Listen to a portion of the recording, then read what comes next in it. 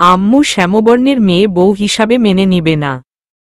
আমি অনেক বুঝিয়েছি, কিন্তু আম্মু কিছুতেই মেনে নিচ্ছে না।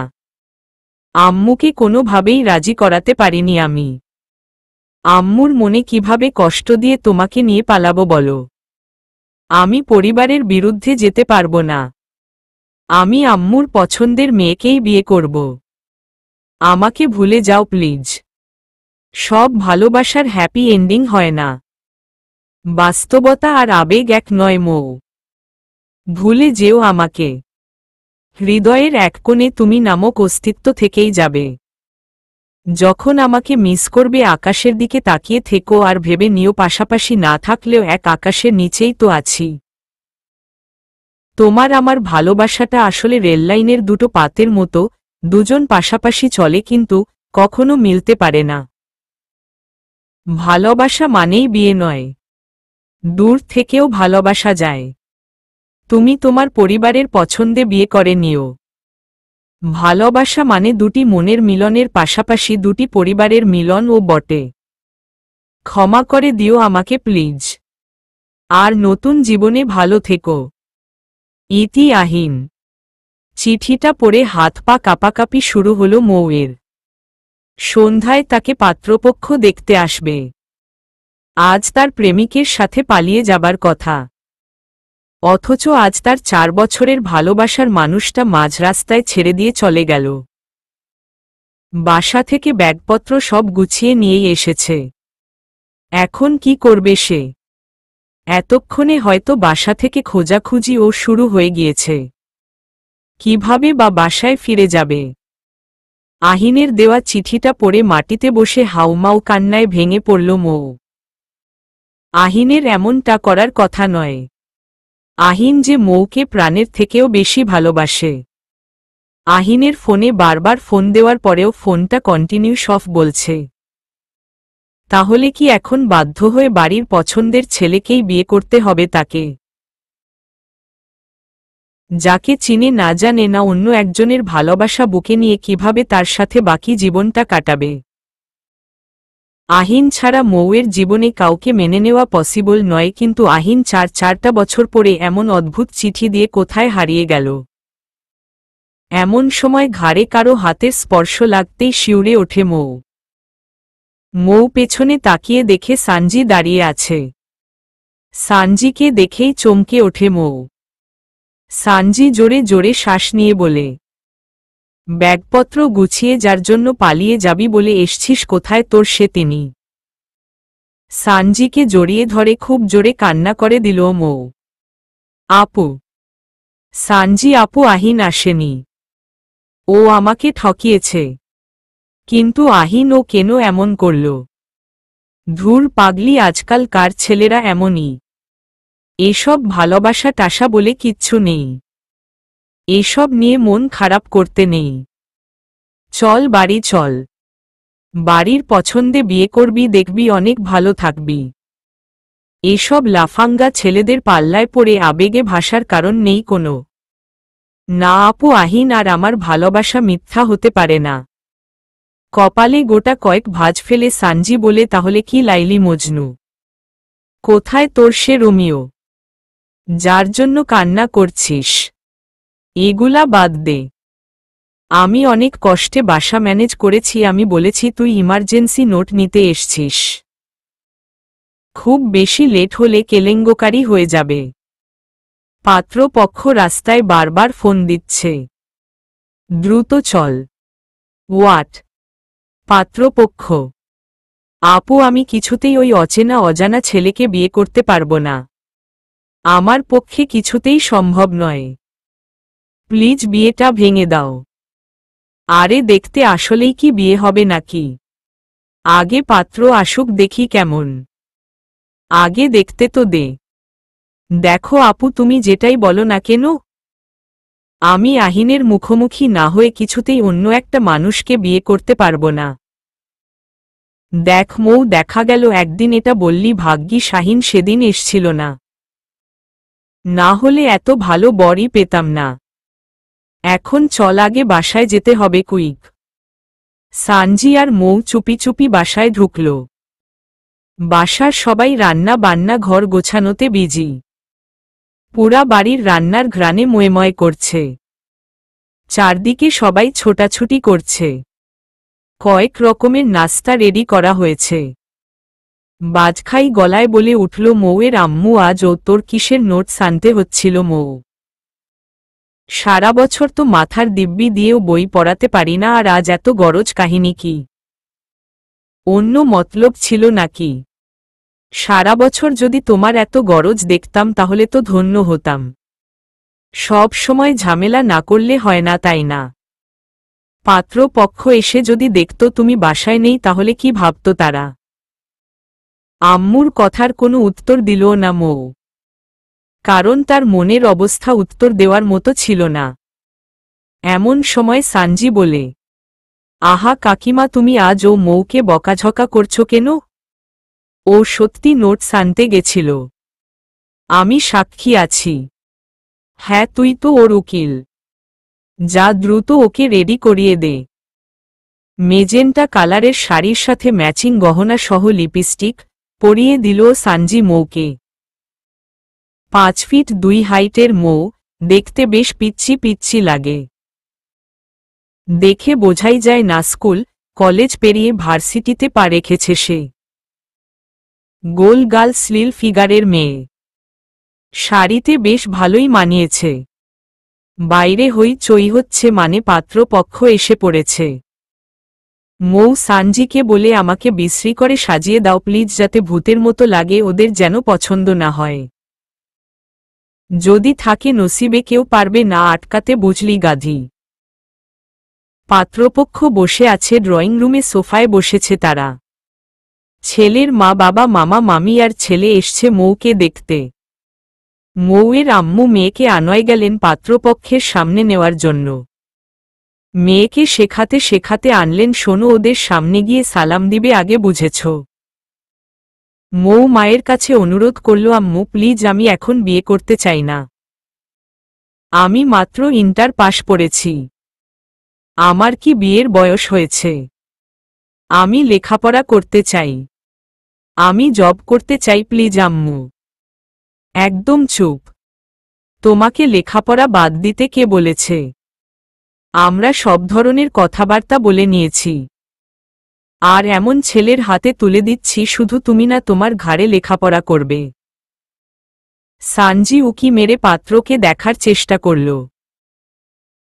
কালো প্যান্ট, কালো ব্লেজার, মুখে খোঁচা খোঁচা দাড়ি, হাতে ব্র্যান্ডের ঘড়ি, ঠোঁট চারপাশ হালকা কালোর মাঝে গোলাপি আভা, সোফায় বসে এক নজরে ফোন স্ক্রুল করে চলেছে সুদর্শন এক যুবক। মনে হচ্ছে এটাই পাত্র। সানজি এক লাফ দিয়ে উঠে বলে, মৌ, রণবীর কাপুর এসছে তোকে দেখতে। যদি ছেলেটাকে দেখতি না, ওই আহিন ফাইনকে ভুলে যেতি।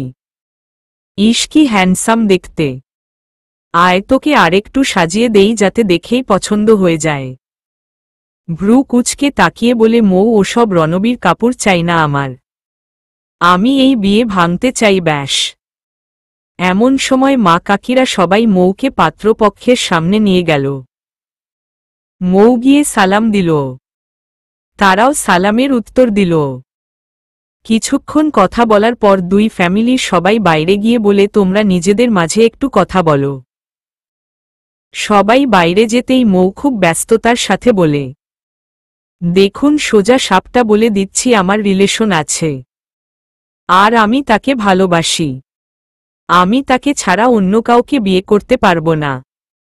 আমাকে যদি বিয়ে করেন তাহলে আপনাকে অন্য কারো প্রেমিকাকে বিয়ে করতে হবে। আর বুঝেন তো, রিলেশন থাকলে অনেক কিছুই হয়, আজকাল আমারও হয়েছে। আই থিংক আপনি ক্লিয়ার হতে পেরেছেন।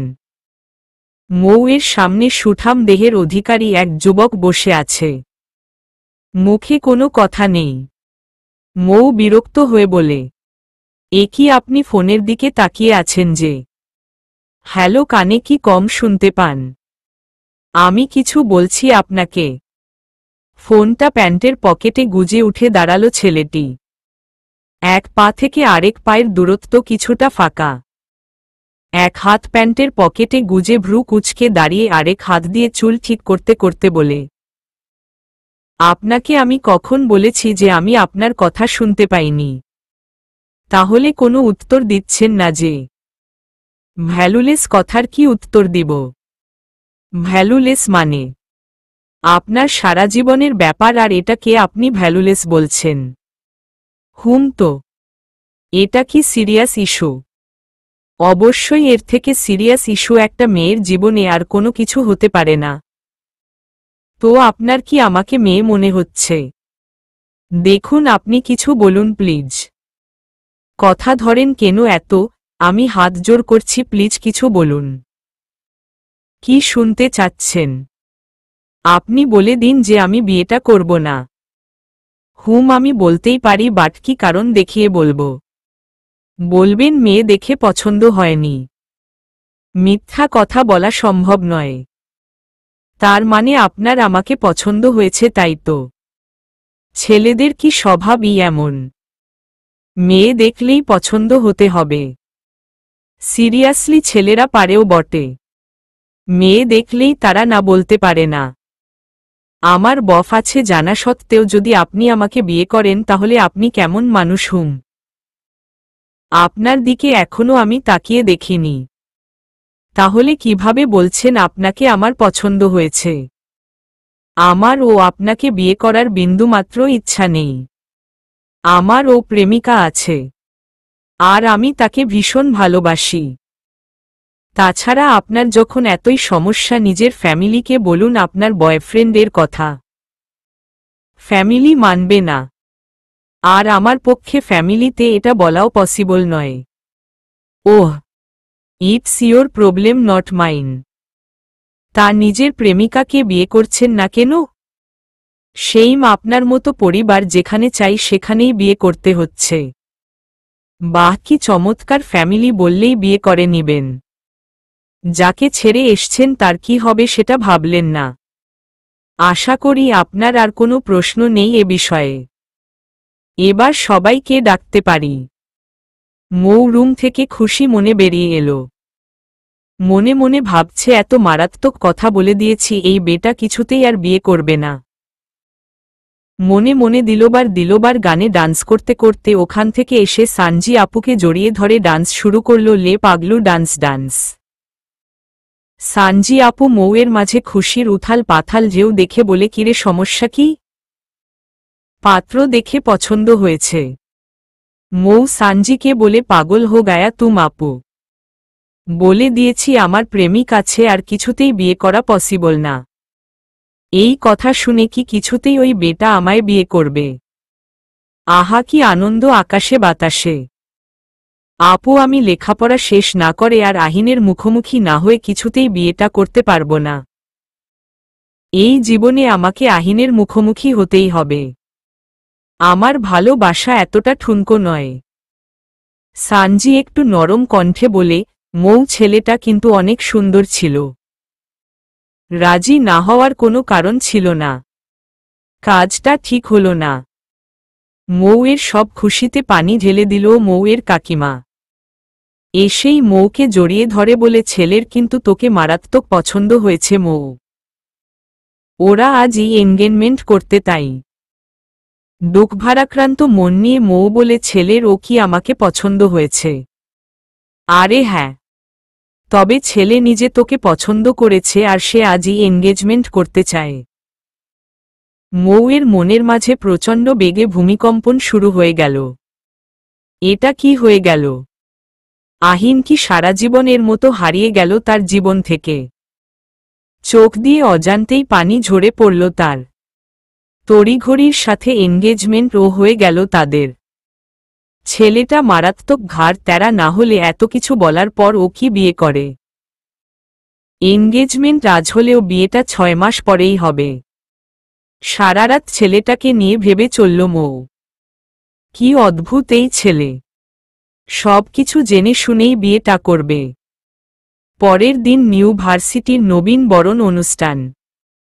এ দিনে সবাই সেজেগুজে শাড়ি পরে ভার্সিটিতে যায়। মৌয়ের মন মানসিকতা একটুও ঠিক নেই। তার আজ শাড়ি পরার ইচ্ছা নেই, কারণ গতকাল তার জীবনের সব হাসি আনন্দ মুছে গিয়েছে। কিন্তু সানজির ধমকে মৌ একটা ব্লু কালারের শাড়ি পরল, মাথায় কাঠগোলাপের গাজরাও দিল। মৌকে দেখতে ঠিক যেন পুতুলের মতো লাগছে। ভার্সিটিতে ঢুকেই সবার মুখে ভার্সিটি টপার স্টুডেন্টের প্রশংসা। মৌয়ের আজ প্রথম দিন এ ভার্সিটিতে। ছেলেটা কে যার এত প্রশংসা? দেখার খুব আগ্রহ জন্ম নিল মৌয়ের। সানজি বলে যায়, বলিস মৌ, গতকালের ছেলেটা কিন্তু মারাত্মক সুন্দর ছিল। আমায় বেশ পছন্দ হয়েছে। নাম্বার আছে থাকলে দে, ফোন দেই, এখানে আসতে বলি। মৌ ডোন্ট কেয়ার ভাব নিয়ে বলে, ওই ঘাড় তেরার কথা বাদ দিবে প্লিজ। যেমন ইহো কার্স ভাইয়ার মতো সুন্দর আর গুণ সম্পন্ন তো নয়। ওই ছেলে মারাত্মক খারাপ আর চরম লেভেলের ঘাড় তেরা। না হলে আমার জীবনটা নষ্ট করার চেষ্টা করত না। সানজি সন্দিহান দৃষ্টি নিয়ে তাকিয়ে বলে, হু ইজ আর্স? আরে যে ছেলেটার প্রশংসা শুনছ উনি আর্স। এই ভার্সিটি টপার উনি। অনেক ভালো স্টুডেন্ট। ভার্সিটির প্রথম দিনে নবীনদের উপর প্রচুর অত্যাচার চলে, র্যাগ ডে নামক অত্যাচার। এটা নাকি প্রবীণদের অধিকার নবীনদের উপর। কথাটা আহিন বলেছিল মৌকে। মাত্র একটা দিনের ব্যবধানে হারিয়ে গিয়েছে আহিন মৌয়ের জীবন থেকে। ফোনের লক গ্যালারি খুলে আহিনের পিকচার দেখছে মৌ। বারবার আহিনের নাম্বারে ট্রাই করেই যাচ্ছে। কোনোভাবেই আহিনের নাম্বারে ফোন যাচ্ছে না। কাউকে ভালোবাসলে একটা সেকেন্ড কথা না বললে মনে হয় কত শত যুগ হয়ে গিয়েছে। সেখানে আহিন তার শেষ চিঠিটা দিয়ে চলে গিয়েছে। মৌ এক একটা সেকেন্ড যেন 1000 বছরের মতো পার হচ্ছে। হঠাৎ মৌ তাকিয়ে দেখে একটা ছেলেকে কান ধরে উঠবস করাচ্ছে সিনিয়র ভাইয়েরা। এত মানুষের সামনে কান ধরে উঠবস করার মতো লজ্জায়ের দুনিয়াতে নেই। এইদিকে মৌয়ের এখন একটাই চিন্তা, যে কোনোভাবে লেখাপড়াটা শেষ করতে হবে। বিয়েটা যে কোনো উপায়ে ভাঙতেই হবে। তা না হলে যে আহিনের সাথে আর কোনো দিন দেখা হওয়ার কোনো সুযোগ থাকবে না। এই মুহূর্তে মৌ আল্লাহ আল্লাহ করছে যেন কোনো র্যাগিংয়ের শিকার না হতে হয়। কারণ মৌ কারো কথার তেমন তোয়াক্কা করে না। কেউ তাকে কান ধরে উঠবস করতে বললেও সে করবে না। আবার সিনিয়রদের কথা না মানলে ঝামেলা হতে পারে। কথায় আছে, যেখানে বাঘের ভয় সেখানে রাত পোহায়। শাড়ি পরে এতিমদের মতো বসে আছে মৌ আর সানজি কলেজের কৃষ্ণচূড়া গাছের নিচে। চারদিকে লাল লাল ফুল পড়ে আছে, বেশ সুন্দর লাগছে দেখতে। এমন সময় সিনিয়র 4 জন ভাইয়া এসে বলে, নাম কি তোমাদের? মিহি কণ্ঠে বলল, আমার নাম মৌ। ইয়ে বউ, তুমি কার বউ? কথাটা শুনে মারাত্মক রাগ হওয়া সত্ত্বেও কাউকে চিনে না জানে না, তাই চুপ হয়ে আছে মৌ। হয়তো তারা সিনিয়র তাই আরো বেশি চুপ হয়ে আছে। ছেলেটি আবার বলে, আচ্ছা বউ, এই মুহূর্তে ধরে নাও তুমি আমার বউ। এখন আমার বউয়ের কণ্ঠে একটা গান শুনতে ইচ্ছা করছে। মৌ অসহায়ভাবে তাকিয়ে বলল, ভাইয়া আমি ভালো গান পারি না। ওকে তাহলে নাচ করো। মৌ এতিম এতিম মুখ করে বলল, ভাইয়া আমি কিভাবে নাচব? এসব তো পারি না। শোনো, আমাদের কথা না শুনলে প্রিন্সিপাল কিন্তু ঘাড় ধরে ভার্সিটি থেকে বের করে দিবে। ফটাফট যেমন পারো ডান্স শুরু করো। জর্জেট শাড়ি পরে কিভাবে নাচব মৌ ভেবে পাচ্ছে না। এমনিতে শাড়ি পরার অভ্যাস নেই। কারো কথা শুনে কোনো কাজ করার অভ্যাস নেই তার। এমনিতে সামনে বিয়ে, এখন আবার ভার্সিটি থেকে বেরিয়ে দিল, আর কোনো অপশন থাকবে না। বিয়ে করে সারা জীবন ওই ঘাটতারার ঘরের বাসনই মাজতে হবে। কয়েক গাদা গালি গালাজ মনে মনে করে নাচ শুরু করল, আর ছেলেগুলা ভিডিও করছে। নাচছে সেটা ঠিক আছে, কিন্তু উনাদের ভিডিও করাটা মৌয়ের মোটেও পছন্দ হচ্ছে না। এদিকে শাড়িটাও এলোমেলো হয়ে আছে। এমন সময় একজন এসে বলে, ভাই আর্স ভাই আসছে এদিকে। আর্সের নাম শুনতাই ছেলেগুলা যেন ভয় পালালো। 1 মিনিট ও আর দাঁড়ালো না। কি আছে এই আর্সের মাঝে, যার নাম শুনতাই বিপদ পালিয়ে যায়? সানজি বড় বড় কয়েকটা নিঃশ্বাস নিয়ে বলে উফফ বাঁচলাম এই আর্সের উছিলায়। এই অসভ্য ছেলেগুলোর একটা ব্যবস্থা না করলেই নয়। মৌ বলে আপু এই প্রথম আমি কারো কথা চুপ করে শুনলাম।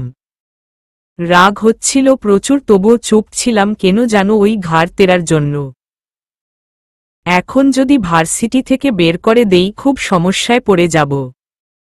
আরে মৌ, আমি পিকচার তুলে রেখেছি ছেলেগুলোর। এই কলেজের টপার স্টুডেন্ট আর্সকে দেখিয়ে বলবো ছেলেগুলার ব্যবস্থা করতে।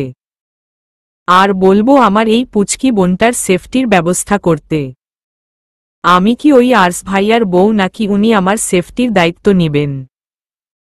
ভুলেও অন্য কারো বউ হওয়ার কথা ভাবিস না মৌ। অলরেডি একজনের সাথে এনগেজড তুই। তার আগেই আহিনের সাথে পালিয়ে যাব আমি। আহিন আসবে আপু, ঠিকই আসবে। আমার বিয়ের আগে ও ঠিকই আসবে। হিরোর এন্ট্রি টাইমলি হয়। তবে আপু এই ভার্সিটির আর্টসের প্রতি নাকি মেয়েদের অনেক উইকনেস আছে। আর শুনেছি মানুষ হিসাবে অনেক ভালো উনি। তবে প্রচুর মারামারি করেন। কথায় কথায় মানুষের গায়ে হাত তোলার মারাত্মক একটা অভ্যাস উনার আছে। যেই অসভ্যতা করে সেই উধম কেলানি খেয়েছে উনার হাতে। মানুষের কাছে উনি বটগাছের ছায়ার মতো। আবার শুনেছি খুবই হ্যান্ডসাম। নিজের গফ ছাড়া কারো প্রতি উইকনেস উনার নেই। মৌ, উনার গফও আছে। মারাত্মক একটা স্যাকা খেলাম রে। নইলে উনাকেই প্রপোজটা করে ফেলতাম। দুজনে খানিকটা হাসাহাসি করে নিল। ভার্সিটিতে বেশ মানুষের সরাগম। বাইরে থেকেও অনেক মানুষ এসেছে। মানুষের ভিড়ে কার নখের আঁচড় লেগে বুকে খানিকটা কেটে রক্ত গড়িয়ে পড়ল। স্লিম শ্যামবর্ণের একটা ছেলে তাকিয়ে আছে মৌয়ের দিকে। মৌয়ের হাতে একটা চিরকুট দিয়ে বলে, এটা আপনাকে একজন দিয়েছে। চিরকুটটা খুলে দেখল লেখা আছে, মেয়েদের কমন রুমে যাও। ওখানে আয়নার সামনে মলম রাখা আছে, আমার হাতে কেটে গিয়েছে তোমার বুক। সরি, আমি বুঝতে পারিনি। আর তোমার শাড়ি এমনভাবে পরে আছো কেন? মানুষ কিভাবে তাকাচ্ছে তুমি খেয়াল করনি? আমি জানি তুমি খুবই ভালো চরিত্রের একটি মেয়ে, কিন্তু খেয়াল করে দেখো পাতলা শাড়ির আবরণে ব্লাউজের বোতামগুলাও দেখা যাচ্ছে। পেট, কোমর সবই দেখা যাচ্ছে। প্লিজ একটু ঠিক করে নাও। মানুষ যদি এভাবে দেখে তোমার জন্য নির্দিষ্ট সেই মানুষটার তো কষ্ট হবে, তাই না? বাহ, এত সুন্দর করে সাজিয়ে গুছিয়ে লেখা মানুষটাকে। মৌয়ের শুভাকাঙ্ক্ষী ছাড়া এত বড় উপকার কারো পক্ষে করা সম্ভব নয়। মৌ নিজের দিকে তাকিয়ে দেখে তার বেহাল অবস্থা। জর্জেট শাড়িতে তার শরীরের সবকিছুই বোঝা যাচ্ছে। মৌ সানজির হাত চেপে ধরে বলে, সানজি আপু প্লিজ কমন রুমে চলো। সানজি ফিস ফিস করে বলে, কি হয়েছে? আমার দিকে তাকিয়ে দেখো কি অবস্থা। সবাই বাজেভাবে দেখছে। সানজি আর মৌ কমন রুমে গিয়ে অবাক হয়ে যায়। সত্যি একটা মলম রাখা আছে। কে এমন সেই মানুষটা যে এতটা যত্ন নিয়ে মলম রেখে গিয়েছে? মৌ ওর শাড়িটা সুন্দরভাবে গায়ে জড়িয়ে সেপটিন লাগিয়ে নিল। আর সানজি ও সাহায্য করল। কমন রুম থেকে বেরিয়ে মৌ বলে, সভ্য ছেলেগুলোর জন্য আজ আমার এমন দশা। ওদের টাইট দিতেই হবে। তার জন্য আর্স ভাইয়াকে খুঁজে বের করতে হবে। একমাত্র আর্স ভাইয়া পারবে ওই ছেলেদের টাইট দিতে। সানজি বলে, একদম ঠিক বলেছিস, চল এইবার মিশন আর্স। কে এই আর্স? পুরা ভার্সিটির রাজকুমার। চল এবার তাকে খুঁজে বিশাল একটা নালিশ দিয়ে আসি। আজ আর্স ভাইয়া নাকি ভাষণ দিবেন। সবাই মারাত্মক এক্সাইটেড। কি আছে এই আর্সের মাঝে? যা থাকবে থাক। মৌ আর সানজির উদ্দেশ্য তার কাছে নালিশ দেওয়া। কয়েকজনের কাছে ওরা জিজ্ঞেস করল, আর্স ভাই কোথায়? তারা উত্তর দিল, ও ক্যান্টিনে বসে চা খাচ্ছে। সানজি বলল, দেখুন মারাত্মক আকারের প্রয়োজন আর্স ভাইয়াকে। প্লিজ একটু ডেকে দিবেন। তখন একটা ছেলে বলে, আর্স ভাইয়া একটা ছেলেকে উদম কেলানি দিচ্ছে, এখন ডাকলে উনি বিরক্ত হবেন। মৌয়ের বুক কাঁপছে শুনে, উনি কেন মারছেন, কাহিনী কি? ছেলেটি বলে, একটা মেয়েকে বিরক্ত করেছে, কয়েকটা ছেলে তাদেরই মারছে। কথাটা শুনেই মৌ আর সানজি লাফিয়ে ওঠে, তাহলে আর্সের থেকে তারা নিশ্চিত সাহায্য পাবে। মৌ ছেলেটিকে বলে, ভাইয়া প্লিজ আর্স ভাইয়াকে বলুন না, আমিও সেইম সমস্যায় পড়েছি। উনি আমায় সাহায্য করলে তবেই আমি এখানে লেখাপড়া করতে পারব। ছেলেটি বলে, আপু আপনি এখানেই অপেক্ষা করুন, ভাইয়াকে বলছি আমি। মৌ আর সানজি পায়চারি করেই চলেছে, যে ছেলেটা যাচ্ছে তাকেই মনে মনে আর্স ভাবছে। কোনো ছেলেটা আর্স হতে পারে, মৌ সেই চিন্তায় করছে। আর্সকে নিয়ে ওদের সব চিন্তা ভাবনাতে জল ঢেলে দিল সুদর্শন এক যুবক। মৌ আপাদমস্তক তাকিয়ে ভ্যাকাচেকা খেয়ে গেল। এমন কিছুর জন্য সে মোটেও প্রস্তুত ছিল না। পায়ে কালো বুট জুতা, পরনে কালো জিন্স, গায়ে এশ কালারের শার্ট, হাতা দুইটা গোটানো আছে, হাতে ব্যান্ডের ঘড়ি, ফর্সা গালে খোঁচা খোঁচা দাড়িয়া লম্বা দেখতে ছেলেটি, আর কেউ নেই, গতকাল এনগেজমেন্ট হয়ে যাওয়া ছেলেটি। মৌয়ের সামনে দাঁড়িয়ে আছে, দুই প্যান্টের পকেটে দুই হাত গুজে, কপালে নাকে ঘামের ফোঁটা ফোঁটা লেগে আছে। ছেলেটি ভ্রু কুঁচকে তাকিয়ে আছে মৌয়ের দিকে।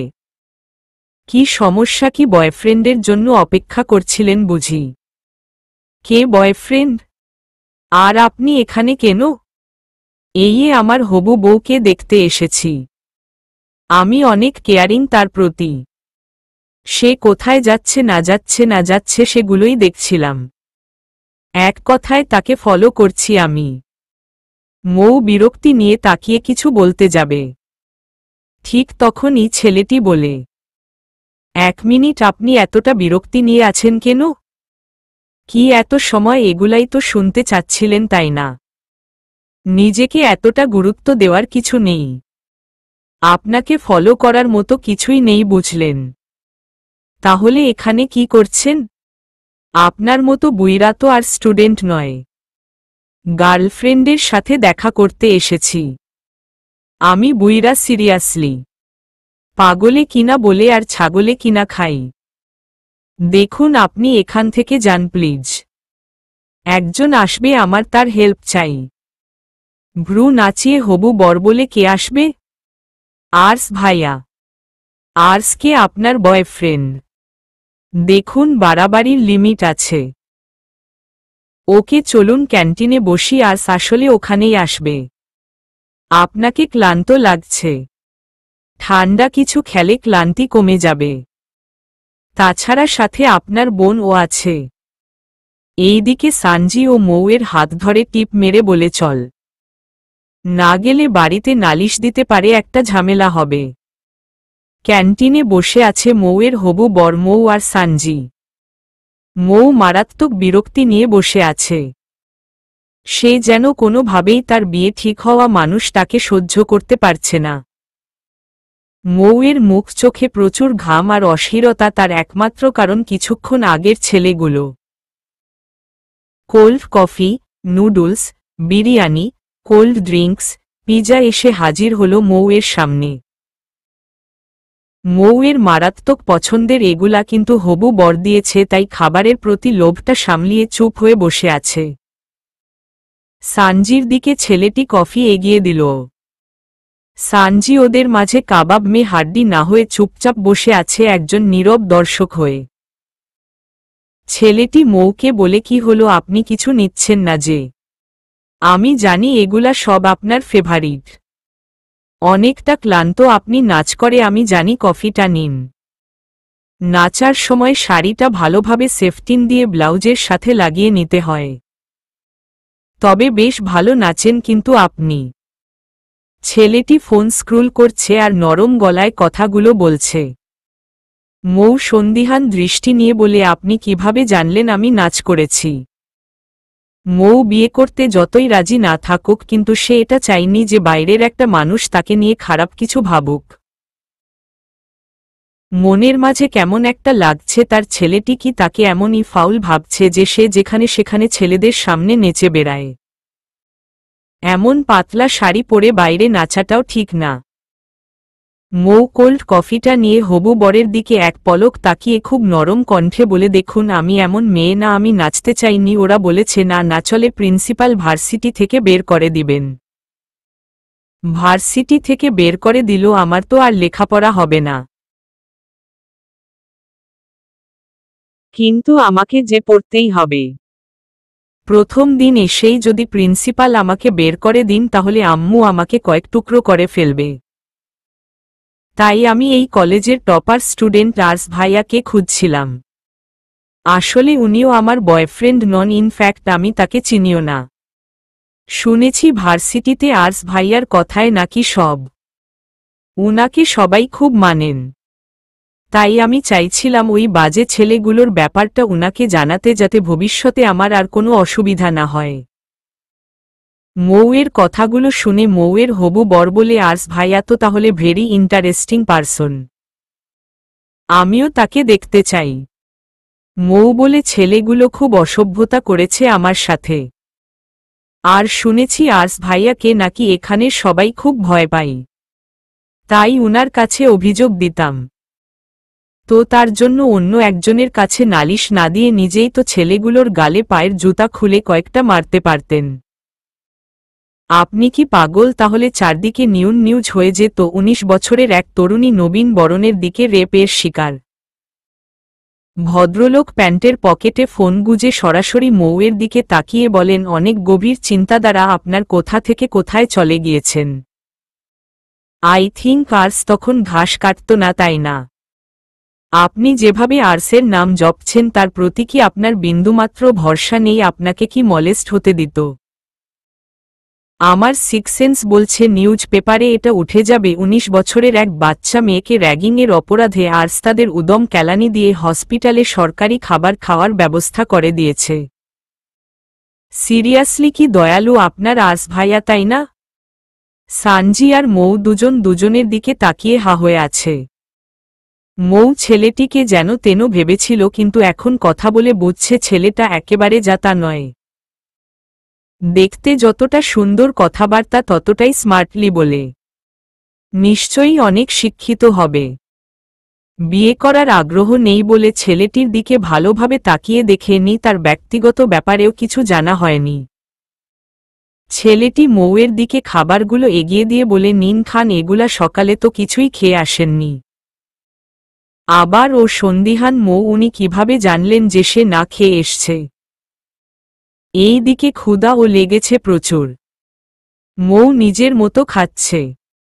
এমন সময় মৌয়ের ফোনটা টেবিলের নিচে পড়ে যায়। মৌ আর তার হবু বর দুজনই ফোনটা তুলতে যায়, ঠিক তখনই আচমকা মৌয়ের হবু বরের ঠোঁটের ছোঁয়ার মৌয়ের কপালে চুমু হয়ে যায়। দুজনই খুব অস্বস্তিতে পড়ে। মৌ মারাত্মক লজ্জা পেয়ে যায়। এটা কি হল? টেবিলের নিচে অনাকাঙ্ক্ষিতভাবে ঘটে যাওয়া ঘটনার সাক্ষী আর কেউ রইল না। মৌয়ের হবু বর হালকা কেশে নিয়ে বলে, ঠোঁটে মনে হলো ধাক্কা খেলাম কিছু একটার। আমি এখন উঠি। আর্স তো এলো না, আমার একটু কাজ আছে, আবার দেখা হবে, প্রিন্সিপাল স্যার ডাকছেন আমায়। মৌ সানজিকে বলে, আপু উনি কি এমন ইম্পর্টেন্ট ব্যক্তি? বলো তো প্রিন্সিপাল স্যার কেন উনাকে ডাকবেন? কিছুক্ষণ পরে স্টেজে উঠে ভাষণ দিবেন আর্স ভাইয়া। তারই অ্যানাউন্সমেন্ট চলছে। এতক্ষণে হয়তো সেই মহান ব্যক্তিটার দেখা পাওয়া যাবে। স্টেজে যখন আর্স ভাইয়া উঠল, মৌ আর সানজি দুজনেই অবাক। তার হবু বরই আর্স। সানজি আর মৌ দুজনের দিকে তাকিয়ে হতবাক। উনিই আর্স। মৌয়ের মুখের কথা যেন সব বিলীন হয়ে গেল। মৌ বলে, আপু আমার না মাথা ঘুরাচ্ছে, এটা আমি কি দেখলাম? আর উনি এত ভালো মানুষ। আমার কাছে তো উনাকে আমার লাইফের ভিলেন মনে হচ্ছিল। পুরা ভার্সিটি জুড়ে যার প্রশংসা, আমি তাকেই এত খারাপ ভাবছিলাম। সানজি বলে, এই মৌ এই ভার্সিটির হিরোই তোর হবু বর, এটা কি ভাবা যায়? মৌ বলে, আপু আমি তো বাকরুদ্ধ হয়ে যাচ্ছি, এত ফেমাস একজন মানুষ নিজের প্রেমিকা রেখে আমাকেই কেন বিয়ে করবেন? আমার মাঝে তো বিশেষ কিছুই নেই। সানজি বলে, আরে ধুর, কোনো প্রেমিকা কিচ্ছু নেই, ইচ্ছা করেই তোকে বলেছে, দেখে নিস। এই পুরা ভার্সিটিতে চল খোঁজ লাগাই কে উনার গফ। এই নিয়ে 10-15 জনের কাছে জিজ্ঞেস করল মৌ আর সানজি, সবাই বলল উনার গফ আছে, কিন্তু কেউ কোনো দিন তাকে দেখেনি। তার নাম ঠিকানা কেউ কিচ্ছু জানে না। একটা ছেলে এত সময় আর্সের সাথেই ছিল। মৌ ছেলেটিকে ডাকে, এক্সকিউজ মি ভাইয়া, শুনুন। ছেলেটি খুব ভদ্রভাবে এসে বলে, জি ভাবি বলুন। মৌ সন্দিহান দৃষ্টি নিয়ে ছেলেটির দিকে তাকিয়ে বলে, কাহিনী কি, কিসের ভাবি? জি ভাবি ভাই বলেছেন আপনি তার হবু বউ। আর বলেছেন তোদের ভাবির কালে ভার্সিটির প্রথম দিন। তোদের ভাবি খুব রাগী আর বাচ্চা একটি মেয়ে। কেউ যদি ওর দিকে ভুলেও তাকায় তার চোখ দুটো তুলে ফেলবি। কেউ কোনোভাবে যেন বিরক্ত করে না। কেউ কিছু বললে সোজা ভাইকে জানাতে বলেছেন। কিছুক্ষণ আগে কয়েকটা ছেলে আপনাকে বিরক্ত করছিল ভাই, তাদের প্রচুর মেরেছে। তারা এখন হসপিটালে আছে। মৌ বলে, আচ্ছা, আপনাদের ভাইয়ের কি কোনো প্রেমিকা আছে? হুম আছে ভাবি। ভাই তাকে প্রচুর ভালোবাসে। ভাইয়ের জীবনে সে ছাড়া আর কারো অস্তিত্ব নেই। আর্স ভাইয়া চাইলে সারাদিনে গার্লফ্রেন্ড চেঞ্জ করতে পারে। ভার্সিটির মেয়েরা তো সবাই উনি বলতে পাগল, কিন্তু উনি তো পাত্তা দেন না। উনার গার্লফ্রেন্ড ছাড়া উনি কাউকে পাত্তা দেন না। আচ্ছা, কে সে প্রেমিকা? কেন ভাবি, আপনি জানেন না? না তো। সরি ভাবি, তাহলে আমি এ ব্যাপারে কিছুই বলতে পারবো না। ভাই শুধু তার এ প্রেমিকার ব্যাপারে কাউকে কিছু বলেন না। এটা নাকি উনার জীবনের সবথেকে গুরুত্বপূর্ণ অধ্যায়। আচ্ছা, কোনো দিন ছবি দেখেছেন? না, তবে ভাই সরাসরি দেখিয়েছেন। কেমন দেখতে? যেহেতু আমাদের ভাইয়ের পছন্দ, সেটা কি খারাপ হতে পারে? আচ্ছা ভাবি, ভাই ফোন দিচ্ছেন, এখন যায়। মৌ আর সানজি দুজনে দুজনের দিকে তাকিয়ে অবাক হয়ে যায়। সিরিয়াসলি, ছেলেটা বড্ড অদ্ভুত। প্রেমিকাকে এতটা ভালোবাসার পরেও পরিবারের পছন্দে মৌয়ের মতো সাধারণ মেয়ে বিয়ে করছে। তাছাড়া মৌকে এতটা গুরুত্বই বা দিচ্ছে কেন?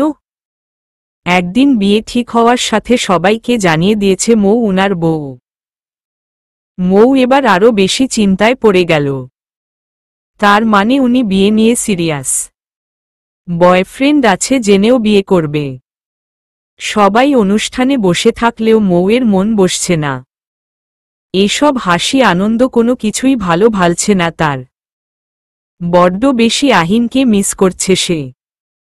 সেই ক্লাস 8-এ থাকতে আহিন প্রপোজ করেছিল মৌকে।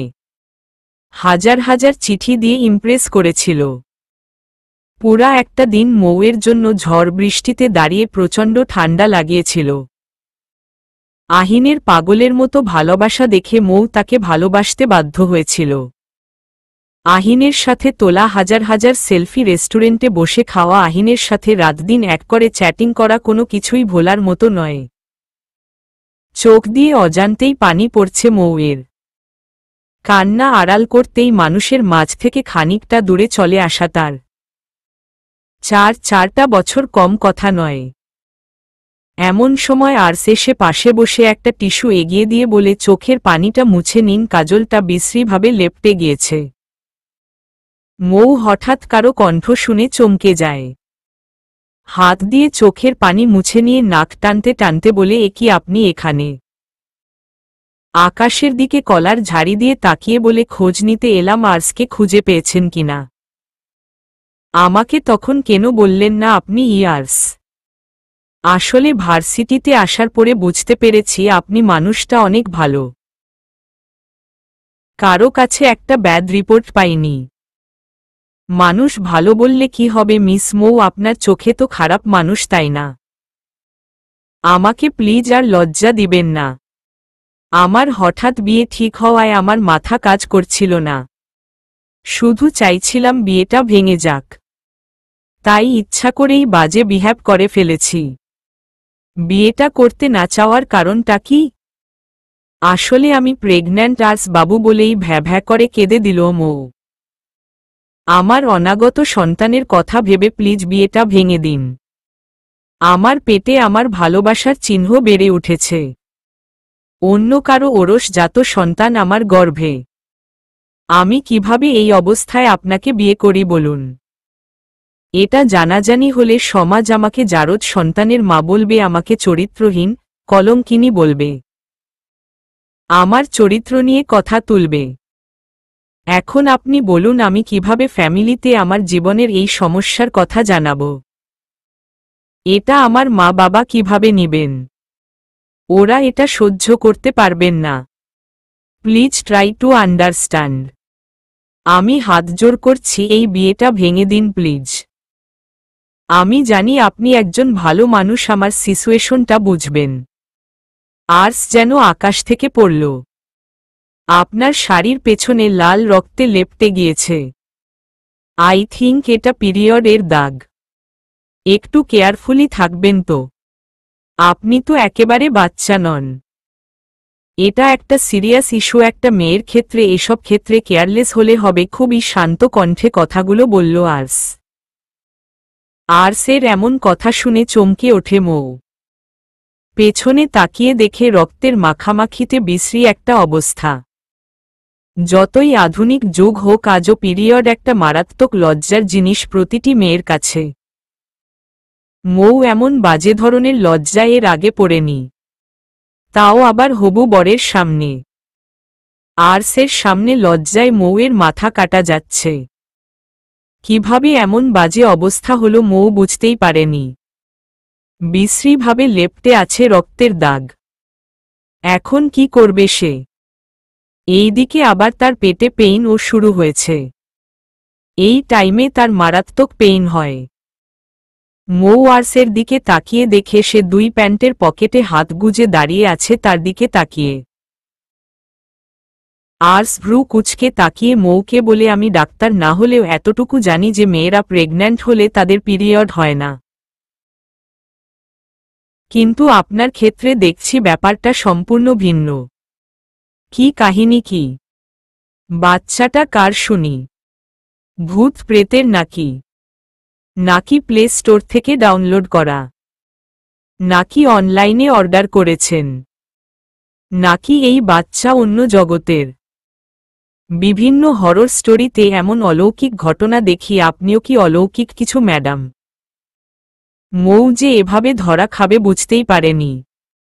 প্রথমত বিয়ে ভাঙতে মিথ্যা বলেছে, সেটাই বাস গেল। তারপর আবার এমন লজ্জাজনক একটা ব্যাপার হলো। ওই মুহূর্তে মৌ লজ্জায় আর্সের দিকে চোখ তুলে তাকাতেই পারছে না। কিভাবে আর্সকে ফেস করবে বুঝতে পারছে না। চারদিকে তাকিয়ে দেখছে মৌ কেউ কিছু দেখল কিনা। মানুষের সামনে বা মুখ দেখাবে কিভাবে? মনে হচ্ছে মৌ এখনই ভ্যা ভ্যা করে কেঁদে দিবে লজ্জায়।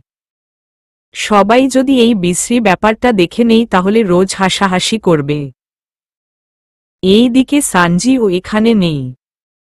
সে অনুষ্ঠান দেখছে। কাকেই বলবে এই সমস্যার কথা?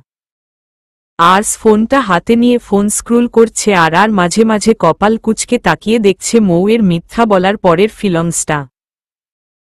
ফোনটা পকেটে রেখে নিজের গায়ের এশ কালারের লং শার্টটা মৌয়ের গায়ে জড়িয়ে দেই আর বলে, এটা নিন, আপনার সিচুয়েশনটা বুঝতে পারছি। আই থিংক এখন আর অসুবিধা হবে না। আর এতটা লজ্জা পাওয়ার ও কিছু নেই। এটা একটা সিম্পল ইস্যু। আর্সের হাইট 6 ফিট, সেখানে পিচ্চি মৌ 5 ফিট 2 হাইট। তাই নর্মালি আর্সের শার্টে মৌ ঢেকে গেল। আর্সের শার্টে সুন্দর এক পারফিউমের ঘ্রাণ। মৌকে আকৃষ্ট করল সেই পারফিউমে। শার্টটা গায়ে জড়িয়ে যেন প্রথমবার মনে হলো কেউ তাকে লজ্জা থেকে সেভ করল। কেউ তার বিপদের সঙ্গী হল। মৌয়ের আর্সের প্রতি ধারণাটা কিছুটা চেঞ্জ হল। রাগ খানিকটা পাতলা হল। নিজের কাছেই যেন মারাত্মক লজ্জা লাগছে মৌয়ের। কি বলবে আর্সকে নিজেও জানে না। ভেবেছিল আর্স বিয়েটা ভেঙে দিল, পরে একদিন সরি বলে দিবে। কিন্তু তা আর হলো কই। একটা পাতলা গেঞ্জি পরে লুদ ফর্সা শরীর নিয়ে দাঁড়িয়ে আছে আর্স। নাকের আগায় একটা হালকা তিল, চুলের ভাঁজ ভেঙে এক গোছা কপালে পড়েছে। চুল একটু বড়ই তার। আর্সকে এভাবে দেখতে মৌয়ের লজ্জা লাগছে। মৌয়ের নাকে মুখে এমন লজ্জা দেখে আর্স মৌকে বলে, জীবনে এই প্রথম কাউকে আমার পার্সোনাল জিনিস দিলাম। শার্টটা আর ফেরত দেওয়ার দরকার নেই, ওটা আপনার কাছেই রেখে দিন। মৌ বলে, আমি কি করব এটা দিয়ে? আর্স বলে, রেখে দিন, হয়তো কোনো দিন বৃষ্টিতে ভিজে আপনার বাসায় গেলাম আর সেদিন কাজে লেগে গেল। আর এই প্রথমবার ভার্সিটির মাঝে আপনার সামনে ইজ্জত খুলে দাঁড়িয়ে আছি। জীবনে কেউ কোনো দিন আমাকে এভাবে দেখেনি। ভাবতেই পারছি না আর্স এভাবে খালি গায়ে দাঁড়িয়ে আছে। মৌ শান্ত গলায় বলে, আর্স বাবু, আপনি কি এভাবেই থাকবেন? আমাকে উপকার করতে গিয়ে আপনার সমস্যা হলো? আর্স মিষ্টি হেসে বলে, পাশেই আমার এক ছোট ভাইয়ের দোকান আছে, মেসেজ করেছি, এখনই এখানে শার্ট নিয়ে আসবে। মৌ সন্দিহান ভাবে বলে, এখানে আসবে? হ্যাঁ, এখানেই আসবে 57 মিনিটের মাঝে। আচ্ছা, শুনেছি আপনি অনেক মারামারি করেন। আপনার ভয় করে না? এক ভ্রু উঁচু করে আর্স বলে, কিসের ভয়? মারামারি সময় যদি মার খান সেই ভয়। হাহা হাহা, আজ ও কারো সাহস হয়নি আমার গায়ে হাত তোলার। বরাবর আমার হাতেই মার খেতে হয়েছে সকলকে। তবে মারামারি করতে গিয়ে হাত পা কেটেছে অনেকবার। তাহলে তো বেশ ডেঞ্জারাস মানুষ আপনি। মোটেও না। আমি পলিটিক্স করি, তবে মানুষকে অত্যাচার করার জন্য নয়, মানুষের উপকার করার জন্য। আমার ক্যারিয়ারে এমন রিপোর্ট নেই অহেতুক কাউকে কিছু বলেছি। যতটুক ঝামেলা করেছি সবটা মানুষের জন্যই। তবে এসব জন্য কিছু শত্রুও আছে আমার, তবে কারো সাহস নেই আমার সামনে কিছু বলার। তবে আমি ডেঞ্জারাস মুডে গেলে সেটা ভিন্ন কথা। যারা মারামারি করে ওরা তো লেখাপড়া করে না। তাহলে আপনি এত টপার হলেন কিভাবে? আমি সেটাই ভাবছি স্যার, রাখি ভেবে খাতায় মার্ক দেন বলেই আর্স একটা লং নিঃশ্বাস নিল। মৌ আর্স সম্পর্কে যতটুক জেনেছে তাতেই বেশ ইমপ্রেস আর্সের প্রতি। আর্স ভালো ছেলে, তবে মৌয়ের পক্ষে ভালোবাসা বা বিয়েটা করা সম্ভব নয়। মৌয়ের সাথে জড়িয়ে আছে আহিনের অনেক বড় একটা স্মৃতি। পৃথিবীতে মানুষ সব পারলেও স্মৃতি একদিনে মুছে ফেলতে পারে না। সত্যিকারের ভালোবাসার মানুষগুলোকে ভুলতে পারে না। জোর করে মন থেকে কারো নাম কেটে অন্য কারো নাম বসিয়ে দেওয়া যায় না। তাই চাইলেও মৌ সেটা পারছে না। মৌয়ের পুরা জীবনটাই আহিনকে ঘিরে। প্রতিটি সেকেন্ডে আহিনের স্মৃতি ভেসে উঠছে মৌয়ের মনে। মৌ ভ্যা ভ্যা করে কেঁদে দিল। আর্স বলে, কি সমস্যা, আবার কাঁদছেন কেন? আমি কোনো মিথ্যা বলতে চাইনি, কিন্তু আমার যে কিছুই করার ছিল না। থাক, আপনি কাঁদবেন না। বুঝেছি আপনার একটা বাচ্চার অনেক শখ। টেনশন নিবেন না, বিয়ের পর সবারই বাচ্চা হয়, তাই আপনারও হবে। আর্স মৌয়ের কথা এড়িয়ে যেতেই এমন উদ্ভট কথা বলে উঠল। মৌ আবার বলতে শুরু করে, দেখুন, আমি কিছুতেই বিয়েটা করতে পারবো না। আপনি আপনার প্রেমিকাকে বিয়েটা করে নিন প্লিজ। মিস মৌ, আর্সকে এখনো কিছুই চিনেননি আপনি। আমার যেটা ভালো লাগে সেটাই করি। আজ অবধি সেটাই করে এসছি। আপনি আপনার প্রেমিকাকে ঠকাতে পারেন না আর্স বাবু। আপনাকে কে বলল আমি যাকে ভালোবাসি তাকে ঠকাবো? তাহলে তাকে বিয়ে করছেন না কেন? কে বলেছে আমি বিয়ে করছি না? আমি আমার প্রেমিকাকেই বিয়ে করব। তাহলে আমাকে বিয়ে করছেন না, তাই তো? Thank you so much. আপনাকে বিয়ে করছি না এটা তো বলিনি। তার মানে? আপনার এত টুক মাথায় কোনো মানেই ঢুকবে না। এমন সময় একটা ছেলে এসে বলে, ভাই এই নিন শার্ট, যেটা লাগে নিন। আর্স মৌয়ের দিকে তাকিয়ে বলে, আপনি একটা পছন্দ করে দিন দেখি কেমন পছন্দ আপনার। শার্টগুলো আনার সঙ্গেই মৌয়ের ওখানে থাকা ব্লু শার্টটার দিকে নজর যায়। মৌ আঙুল দিয়ে দেখিয়ে বলে, এটা নিন। আপনি তো আর আমার মতো কালো না, এই শার্টে বেশ মানাবে আপনাকে। আজ শার্টটা গায়ে দিয়ে ফোনের ক্যামেরা অন করে নিজেকে ভালোভাবে দেখে নিল। নিচের ঠোঁট কামড়ে ধরে আর্স ফোনের ক্যামেরায় নিজেকে দেখছে। নাকের ডগার তিলটার জন্য আর্সকে যেন বেশি কিউট লাগছে।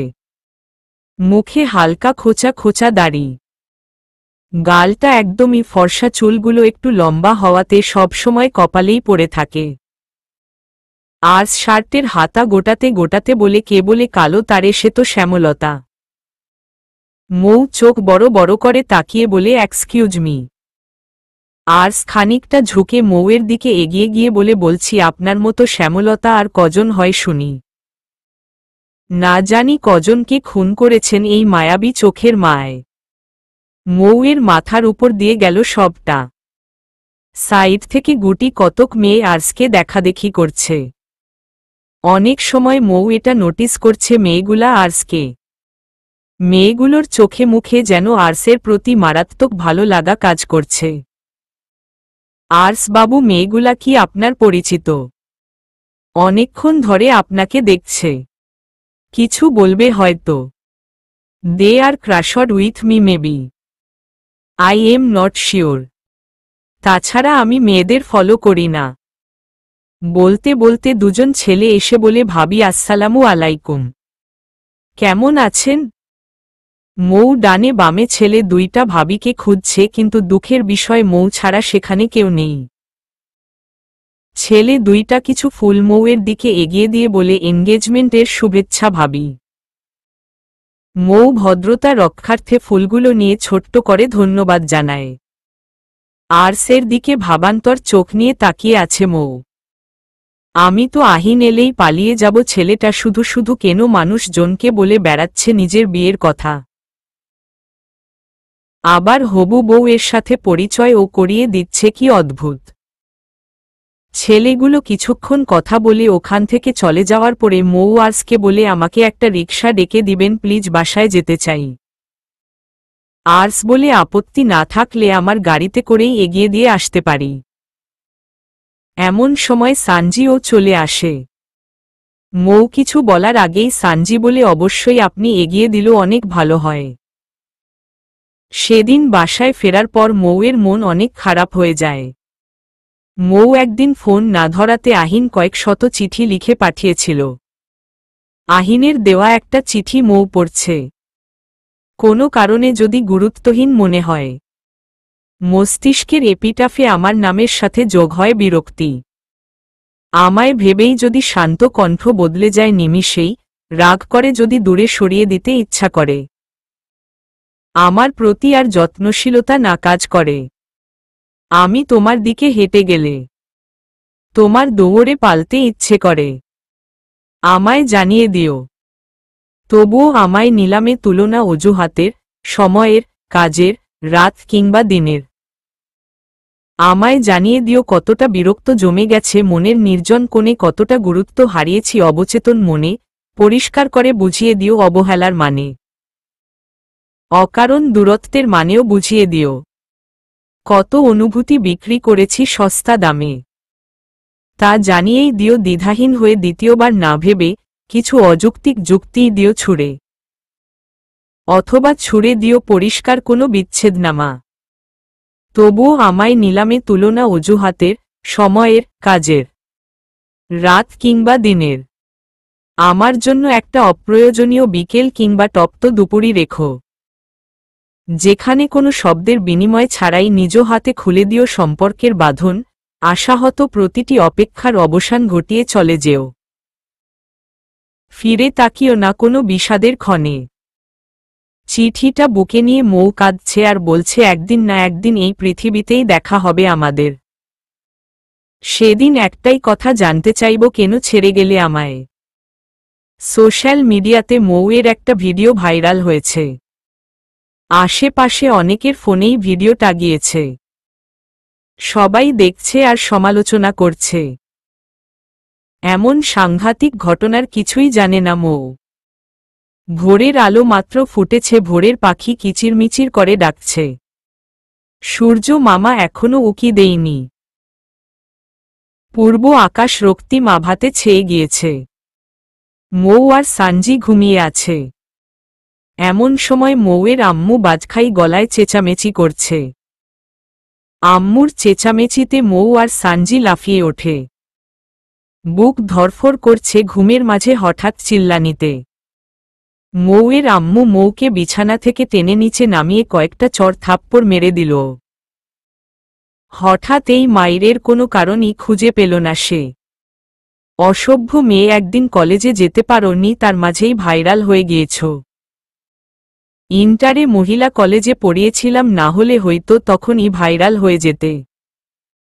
এত মানুষ এমএ বিএ পাশ করছে, কারো তো এমন রেকর্ড নেই। তুমি একদিন যেতে না যেতেই ভিডিও ভাইরাল। এ সব হয়েছে তোর বাবার জন্য। তোর বাবার আশকরা পেয়ে আজ তোর এই অবনতি। কেন মেয়েকে এত লাই দিতে হবে কেন? আদরে বাদরে হয়েছে, আজ বাদে কাল যার বিয়ে তার ভিডিও ভাইরাল। বিয়ে ঠিক হয়েছে, তারা এগুলা দেখলে তো সাথে সাথে বিয়ে ভেঙে দিবে। তোর বাবা কি যেমন তেমন ছেলে দেখছে তোর জন্য? ছেলে দেখতে যেমন সুন্দর তেমনি ভার্সিটি টপার স্টুডেন্ট। তুই তো তার পা ধোয়া পানি খাওয়ার ও যোগ্য না। আমরা না থাকলে এসএসসি পাশও হতো না তোমার।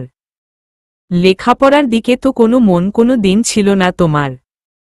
সানজি তার কাকিমনিকে থামিয়ে দিয়ে বলে, কাকিমণি প্লিজ ওকে আর মেরো না। ও কি করেছে সেটাই তো বুঝছি না। মৌ আর সানজি অবাক, কিসের ভিডিও ভাইরাল হলো সেটাই বুঝতে পারছে না। তার তো তেমন কোনো ভিডিও নেই। সানজি বলে, কাকিমণি কিসের ভিডিও ভাইরাল হলো? মৌয়ের আম্মু তার বাবার ফোন বের করে মৌয়ের সেই নাচের ভিডিও দেখালো। নাচতে গিয়ে বিশ্রীভাবে পেট নাভি সব দেখা যাচ্ছে। ব্লাউজে স্পষ্ট সব বোঝা যাচ্ছে। দেখতে আসলেই খারাপ লাগছে। মায়ের কথার কোনো উত্তর দিলও না মৌ, কারণ কিছু বললে তার আম্মু বিশ্বাস করবে না, উল্টা আরও বকাঝকা করবে। মৌয়ের আম্মু সোজা বলে দিল, বিয়ের আগে কোনো ভার্সিটি যাওয়া চলবে না। আর আজ হয়তো এত সময় ভিডিওটা দেখেছে, এক্ষুনি হয়তো ফোন করে বলবে তার পক্ষে বিয়েটা করা সম্ভব নয়। এক গাদা বক বক করে বেরিয়ে গেল। সানজি বলে, মৌ ওই অসভ্য ছেলেগুলার একটা উচিত জবাব না দিলই নয়। দেখ তুই আমি কি করি। মৌ ঘরে শুয়ে শুয়ে কাঁদছে। তখন বেলা 11:30 বাজে। এমন সময় টুংটাং সাউন্ডে মৌ আম্মুর ফোন বেজে উঠল। ফোনের ওপাশ থেকে নম্র কণ্ঠ ভেসে এলো, আসসালামু আলাইকুম আন্টি, আমি আরস বলছি, কেমন আছেন? ওয়ালাইকুম আসসালাম বাবা, কেমন আছো? মৌয়ের আম্মুর বুক দুরু দুরু করছে, এক্ষুনি হয়তো আরস বলবে, আন্টি আপনার মেয়ের বাজে ভিডিও দেখলাম, আমার পক্ষে এমন মেয়েকে বিয়ে করা সম্ভব নয়, আমাকে ক্ষমা করুন। এমন সময় আরস বলে, আন্টি মৌ আজ ভার্সিটিতে আসেনি কেন? ক্লাস মিস করলে তো সমস্যা। মৌয়ের আম্মু যেন স্বস্তির নিঃশ্বাস ফেলল। কি বলবে বুঝতে পারছে না। আরস বলে, আন্টি মৌকে পাওয়া যাবে। মৌয়ের আম্মু মৌয়ের কাছে ফোন নিয়ে গিয়ে বলে, শোনো আরস, খুব সুন্দরভাবে কথা বলবে, আরস যেন কিছু বুঝতে না পারে। মৌ ফোনটা ধরে বলে, জি বলুন। খেয়েছেন সকালে? হ্যাঁ। আপনি? আমার তো দুপুরের খাওয়ার টাইম ও হয়ে এসছে। কিন্তু আপনি না খেয়ে কেন বলছেন খেয়েছেন? বললাম তো খেয়েছি। মন খারাপ আপনার মৌ? না তো।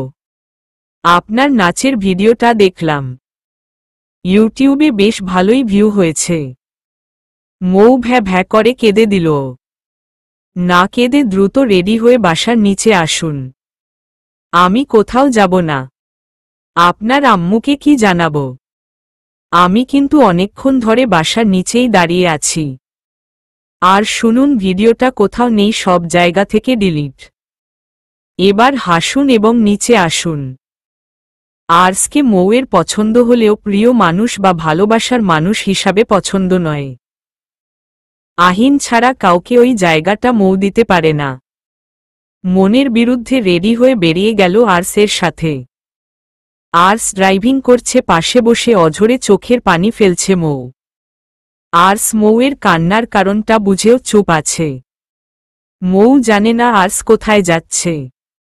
জানার আগ্রহ কাজ করছে না। শুধু ভাবছে আজ আহিন থাকলে ওই ছেলেগুলাকে উচিত শিক্ষা দিত। আবার ভাবছে আহিনের কথা কেনই বা ভাবছি, আহিন তো জীবনের শ্রেষ্ঠ কষ্টটা দিয়ে চলে গিয়েছে। আহিনের কথা আর কোনো দিন ভাবব না। এমন সময় গাড়িটা হসপিটালে গিয়ে পৌঁছালো। মৌ অবাক হয়ে যায় হসপিটালে গাড়ি দেখে। আর্স গাড়ির দরজা খুলে বলে, নামুন। মৌ বলে, আমরা কোথায় যাচ্ছি? আসুন, বুঝতে পারবেন। মৌ অবাক হয়ে যায়। সেদিনের ভিডিও করা ছেলেগুলা হসপিটালের বেডে, কারো পা ভাঙা, কারো হাত ভাঙা, একেবারে বিশ্রী নাজেহাল একটা অবস্থা। আর্সকে দেখেই ছেলেগুলার কাঁপাকাঁপি শুরু হয়। ছেলেগুলা চোখ নিচু করে রাখে। আর্স মৌকে বলে, জুতা খুলো আর এদের পিটাও, আমি ভিডিও করে ইউটিউবে পোস্ট করে দিব। মৌ অবাক হয়ে যায়। ভাবতেও পারেনি আর্স এতটা কেয়ারিং হবে। আর্স ভ্রু কুচকে তাকিয়ে বলে, কি হলো? মারো, মানুষ আজ তোমার নাচের ভিডিও দেখেছে, একটু পরে তোমার জুতা দিয়ে পিটুনি ও দেখবে। তোমার ভাইরাল হওয়া নিয়ে ভয় নেই, আমি আছি তোমার পাশে, ডোন্ট ওরি। মৌ কিছু না বলে আর্স, বাবু থাক, ওদের লজ্জা থাকলে আর এমন করবে না। সেদিন র্যাগিংয়ের জন্য ওদের হাত পা ভেঙেছি, তাও লজ্জা হয়নি। ওদের সাহস কি করে হয়? ওরা তোমার সাথে বেয়াদবি করে। তোমার দিকে কেউ চোখ তুলে তাকালে আমি তার চোখ তুলে ফেলব। মৌ অবাক হয়ে যায় আর্সের এমন অদ্ভুত কথা শুনে। হঠাৎ আর্স যেন অন্য জগতে ঢুকে গিয়েছে। আর্স হয়তো ছেলেগুলাকে এক্ষুনি মারবে আবার। মৌ সাথে সাথে আর্সের হাতটা ধরে ফেলে। আর্স অবাক করা নয়নে মৌয়ের দিকে তাকিয়ে থাকে। মৌ তার হাত ধরেছে। আর্স অবাক হয়ে যায়, এটা কিভাবে সম্ভব? আর্সকে তাকাতে দেখে মৌ হাতটা ছেড়ে দিয়ে বলে, ক্ষুধা পেয়েছে, কিছু খাওয়াবেন? এই কথাটা শুনে আর্স যেন আরো বেশি খুশি হয়। আর্স মৌকে নিয়ে একটা রেস্টুরেন্টে যায়। ভাত, মাংস সবকিছুর অর্ডার করে আর্স। মৌয়ের মাঝে আর্সের জন্য একটা জায়গা তৈরি হয়েছে, সেটা কিসের মৌ তা নিজেও জানে না। কেটে গেছে প্রায় 15 দিন। মৌ আর্সের রোজ একটু একটু কথা হচ্ছে, দেখা হচ্ছে, বাইরে ঘুরছে। নিজের অজান্তে মৌ আর্সের মায়ে জড়িয়ে যায়। হঠাৎ সানজির খুব মন খারাপ। সানজি এমন কাউকে ভালোবেসে ফেলেছে যেটা বলতে পারছে না কাউকে। বেশ চুপচাপ হয়ে গিয়েছে কিছুদিন। সানজির ভীষণ মন খারাপের কারণটা সবার অজানা। হঠাৎ জানালার গ্রিল ধরে দাঁড়িয়ে আছে, মুখে কোনো কথা নেই। মৌ সানজিকে বলে, আপু কি হয়েছে তোমার? কিছুই বলছো না যে, এভাবে মন খারাপ করে আছো কেন? সানজি কিছুক্ষণ চুপ থেকে বলে, মৌ আজ আমি বুঝছি আহিনকে হারিয়ে তুই কতটা কষ্ট পেয়েছিস।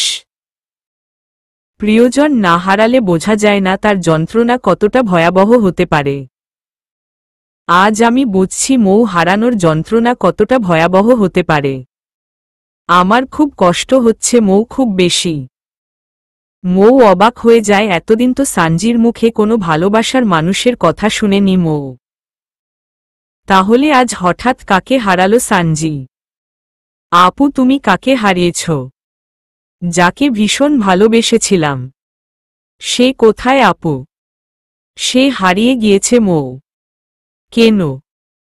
সে অন্য কাউকে ভালোবাসে। তোমার সাথে রিলেশন হওয়ার পর অন্য কাউকে ভালোবেসেছে। না, আমার ভালোবাসা এতদিন একতরফা ছিল। আমি ভাবতাম হয়তো ও বুঝবে, কিন্তু ও আমাকে আজ ফোন দিয়ে বলেছে ও আমাকে ভালোবাসে না। ওর ভালোবাসার মানুষ অন্য কেউ, তার সাথে দীর্ঘদিনের রিলেশন। আপু আমি বুঝতে পারছি তোমার কষ্ট, কিন্তু ছেলেটা কে ছিল? আমার ফ্রেন্ড ছিল, আমার বেস্ট ফ্রেন্ডের ফ্রেন্ড। সেখান থেকে বন্ধুত্ব হয়। দুজনে ফোনে কথা বলতে বলতে আমরা এখন বেস্ট ফ্রেন্ড। ভেবেছিলাম আমি ওকে জানাবো আমার ভালোবাসার কথা, কিন্তু তার আগেই ও আমাকে জানিয়ে দিয়েছে ওর রিলেশন এর কথা। আপু, ভেঙে পড়ো না। বুঝতে পারছি তোমার কষ্টটা, তবে ভালোবাসা সত্যি হলে সে তোমার হবে। আমার ভালোবাসা সত্যি মৌ, কারণ ও আমার প্রথম প্রেম। প্রথম প্রেম সবসময় সত্যিকারের ভালোবাসা হতে পারে না আপু। সত্যিকারের ভালোবাসা একজনের সাথেই হয়, সেটা প্রথম প্রেমই হবে এমনটা নয়। মৌ: হ্যাঁ আপু, তার বাস্তব প্রমাণ আমি আরস আর আহিন। তুই কি আরসকে ভালোবাসিস মৌ? সেটা জানি না আপু, তবে আরসের অনুপস্থিতিতে আমি আরসকে মিস করি।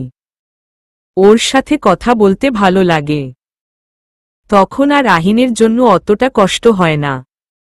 যদি আহিন ফিরে আসে, আহিনকে দেখলে আমি সহ্য করতে পারবো না। কি করব সেটাও জানি না, তবে এটা সত্য একদিন আহিন আমাকে পাগলের মতো ভালোবাসতো আর আমিও আহিনকে।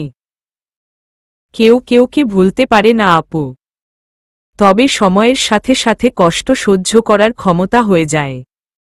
হঠাৎ বাড়ির গেটে একটা বাচ্চা ছেলে এসে মৌকে খুঁজছে, হাতে একগুচ্ছ বেলি ফুলের মালার সাথে একটা চিরকুট।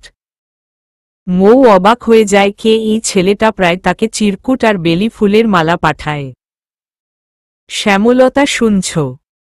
বেলি ফুলের মালা খোপায় পড়ে ছাদে দাঁড়িয়েও আমি না হয় আকাশ থেকে বর্ষা হয়ে ঝরে তোমায় দেখব। অসংখ্যবার তোমার সামনে গিয়েছি, কখনো বলতে পারিনি ভালোবাসি। তোমার সামনে গেলেই জোরতাগুলো আমাকে আঁকড়ে ধরে, আমি কিছুই বলতে পারি না। হারিয়ে যায় তোমার চোখের নীল নীলাচলে। তোমাকে 25টা বছর ভালোবেসে আজও তোমার মুখে ভালোবাসি কথাটি শুনতে পারিনি, অথচ কত সহজেই বলে দিল তুমি অন্য কাউকে ভালোবাসো। এই আমি কি কখনো তোমাতে পরিণত হতে পারবো না? মৌয়ের কাছে খুব অবাক লাগে, কে এই মানুষটা যে দূর থেকে সবসময় মৌকে ফলো করে। অদ্ভুত। মৌ অচেনা কারো ডাকে কেন সাড়া দিবে, তাই মৌ ছাদেই গেল না। দেখতে দেখতে 6 মাসও কেটে গেল, আর স্যার মৌয়ের বিয়ের দিন ও চলে এলো। আগামীকাল তাদের বিয়ে, আর স্যার মৌ দুজনে শপিংয়ের জন্য বের হয়েছে। এমন সময় মৌ বলে, আচ্ছা আপনার প্রেমিকা কেমন আছে? ভালো। আমাকে বিয়ে করলে তাকে মিস করবেন না? খুব করব। মৌ কথাটা শোনার জন্য মোটেও প্রস্তুত ছিল না। মৌ চেয়েছিল আর্স তাকে বলুক, না আমার কোনো প্রেমিকা নেই, আমি তোমাকেও ভালোবাসি। আমি প্রেমিকা নামক মিথ্যা নাটক করি। কিন্তু আর্স মৌয়ের সব ইচ্ছাতে পানি ঢেলে দিল। মৌ হঠাৎ রেগে গিয়ে আর্সের হাতে সব ব্যাগগুলা দিয়ে রেগে মেগে বাসায় চলে এলো। মৌয়ের এই রাগটার জন্যই তো আর্সের এত আয়োজন। আর্সের 6টা মাসের পরিশ্রম মৌকে তার ভালোবাসা বোঝাতে সক্ষম হয়েছে। মৌ বাসায় ফেরার পর আর্স ফোন দিয়ে বলে, মৌ কাল আমাদের বিয়ে, আমি চাইছি আজ বিয়েটা ভেঙে দেই। এতদিন আমি অনেক জ্বালিয়েছি আপনাকে, এখন আর চাইছি না। আপনি যাকে ভালোবাসতেন তার কাছেই ফিরে যান। চাই না দুজন ভালোবাসার মানুষ আলাদা হোক, বা আপনি ইচ্ছার বিরুদ্ধে গিয়ে আমাকে বিয়ে করুন। মৌ চিৎকার দিয়ে বলে, কি পেয়েছেন কি আপনারা? ছেলেরা মানেই বেঈমান একটা। আজ বিয়ে করতে চাইবেন, কাল ভেঙে দিবেন। একজন আসবেন নিজের ইচ্ছামতো, আবার ইচ্ছামতো চলে যাবেন আমাকে ভেঙে চুরে গুড়িয়ে দিয়ে।